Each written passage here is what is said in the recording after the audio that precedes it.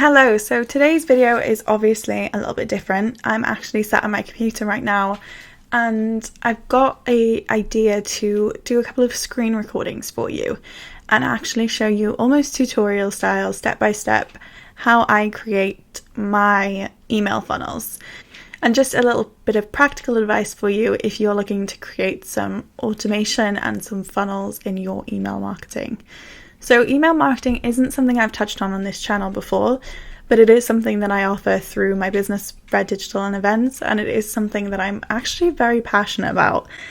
Social media is definitely something that I talk about the most because it's such a hot topic. But I do think that email marketing is tried and tested and it works really well, especially for certain audience demographics that may not be as easy to connect with on social media. So I'm going to jump straight into it, but just a couple of notes for you. Today I'm going to be doing everything on Mailerlite. Obviously everything that you're going to be doing to build a funnel and to build automation will be different depending on the platform you use. So if you currently use another platform, then it'll still be a good guide, but it may not be a step-by-step for you. And the other thing I want to mention is that Mailerlite is brand new to me, so you may see that there's a lot of groups that are empty, there's a lot of nothing on the platform, and that's because I'm still in the process of setting everything up, if I'm entirely honest. So right now I've literally at the end of this video just completed one funnel. I still have 3 opt-ins, so 2 other opt-ins that I would like to build funnels around.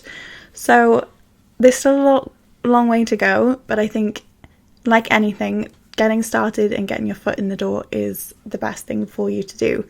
So get going, get doing, and realistically you should be able to do this within a day, and you'd be surprised at the results that you can get and the amount of conversions you can get through an email funnel.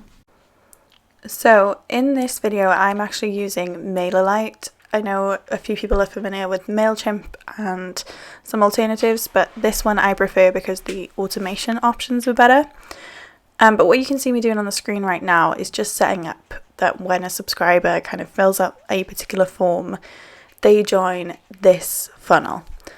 I do have lots of different groups that I run, but this one is the one we're going to be looking at today. And then very simply, I'll just start creating emails. And when I say creating emails, I make it super simple.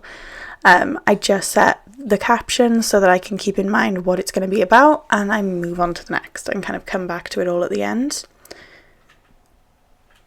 So it's also important to manually build in delays. You don't want to just send like your whole funnel of 6 or 7 emails on the same day. And on that note as well, your delay can change depending on a bunch of different factors, if I'm honest. But for me, I like to do it every 4 to 5 days. I think a week is slightly too long, and in my experience with my audience, if I do anything more than 4 days, it starts to become a little bit too much volume. So it is something that I would recommend kind of testing and messing around with and seeing what works best for yourself. You could in theory send out emails every single day, but I know for me that doesn't work and I tend to see a higher unsubscribe rate. And you will notice some kind of a trend with the emails that I'm creating, and that I almost alternate between giving free value and something a little more salesy. Every business is different and this may not be right for yourself, but for what I'm creating here, it works fine to just have some value add and some sales back to back. Okay, so now I'm moving on to these conditions. So this is where stuff starts to get more interesting. It's not just email delay. And in this instance, I actually didn't have the emails created already, so I cannot show you what I would be doing. But basically, you select an action, and a good example is if none of these emails have been opened, then send them to a different group, send them to a re-engagement funnel. Or if these actions have been received really well and they've purchased, then send them to like an upscale funnel or take them to another level for some higher ticket items. This tends to work really well for me because I find that I may get a wide range of people coming in on one opt-in, but then when you use these conditions, you're able to kind of filter out the people who just wanted a freebie and those who have gotten the freebie and realized they actually want to work with you as well. So you can see on the screen now, I've selected move from the current funnel that they're in to a re-engagement funnel. And I would really recommend that you play around with these elements. It can be such a time saver for you to be able to help identify how a funnel is performing and how to get it to perform better, or even help you to outline your audiences and who exactly you are targeting with your messaging. So I very quickly skimmed over emails at the beginning. I almost just mentioned that I tend to go sales value, sales value. But there is a little bit more of a strategy to it than that. I don't just blindly sell different items that I have available.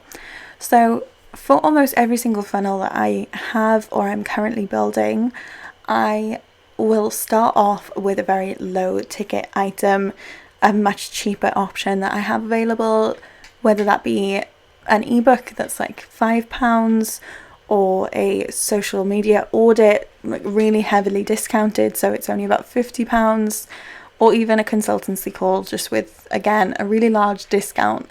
So it's clear that you're giving away added value and you're also not asking for a huge upfront investment. I'm not sending someone a free ebook or a free social media schedule and then instantly asking for like £500 a month and for them to sign on as a social media client with me. I instead wait before I do any hard sales until much further down the funnel, until they've really gotten the chance to understand the value that I've given, and an investment like that seems a lot smaller because they've gotten so much for free. And up on the screen in a minute will come a option that is in Mailerlite, and on a lot of email marketing they are automated, but you can see on the screen that there's Google Analytics. You always want this enabled. In every circumstance, you want the most data that you can get to be able to understand what is working, what isn't, so what to spend your energy on in the future. And having analytics really helps with that. So you just saw me click it. And we're done. We're 5-6 minutes in and my funnel is built. It's the bare bones, yes, but the funnel is there. So now I actually am gonna open up the first email and I just start the process of building and creating the emails. So this is almost here's one I did earlier. I am currently in the process of changing over from a different email marketing option. I was using ConvertKit for a short period of time, so I'm building everything from scratch. And this one is actually a funnel that I've had people ask me about the lead generation. So I've got a webinar that I have available, a webinar on how to transition your business online that is, I guess, mostly directed at kind of bricks and mortar businesses or businesses who are just looking to pivot things to be a little bit more digital at these times. So the email that I'm creating isn't actually for the funnel that I showed you at the beginning, but I thought I needed to do both, and this one is kind of ready to go. There isn't anything that's outstanding on the entire email list. And I get a lot of people talk about lead generation and opt-ins being difficult to kind of find the time to create. And I understand, I do, but realistically, there's another element to it where you don't need to create new content. This webinar that I'm using is a webinar that I filmed that I was delivering. So It's a webinar that I was doing. It's not something that I've written and taken the time to do completely separately. I did the webinar and then realised afterwards, oh, actually, this is probably a really good idea to share with my audience as well, because it's something that will interest those who weren't able to attend. And at this point, I'm going to kind of cut things off. I don't think I need to show you me building every single email, and I'm going to skip ahead and show you an overview. So it's actually the next day, and yeah, here is the finished product. You can see a breakdown that there's a variation between all of the different emails and the layout of my exact funnel right now. Okay, so thank you very much for watching. That is all for today's video. I hope that you enjoyed this new style and that being able to see what I have on my screen and actually showing you what I'm doing rather than trying to explain it worked a little bit better. So if you did enjoy, give this a thumbs up and I will try my best to create more videos like this in the future. But if you have any questions on maybe your specific case on how to build your email funnels, or if you're struggling on how to think of a potential opt-in for your business, just drop a comment below and I will do my best to come back with any advice that I may have. Other than that, don't forget to subscribe to the channel. I'm coming out with new videos every Saturday, and I will see you again.